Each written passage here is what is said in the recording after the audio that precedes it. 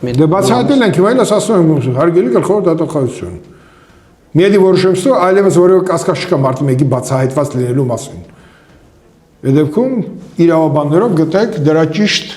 ձևակերպումները, հիմա կներեք, հիմա գամ նորից 44 օրյա զեկուցին։ Ըստ էության զեկուցի արկայության պայմաններում իրավաբանները տարակարծիք են։ Երկու իրավաբան, երկու կարծիք, 3 իրավաբան, 3 կարծիք,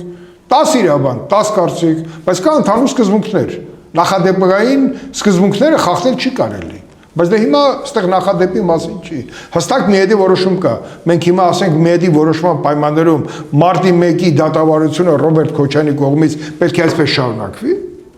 Ձեր կարծիքով ինչ պետք է արվի։ Մեղադրանքը պետք է մի հատ նորից նայեն եւ Ռոբերտ Քոչյանի մեղադրանքը պետք է նոր ձևակերպում ստանա։ Հավանիր տեսանյութը եւ բաժանորդագրվիր նորությունները բաց չթողնելու համար։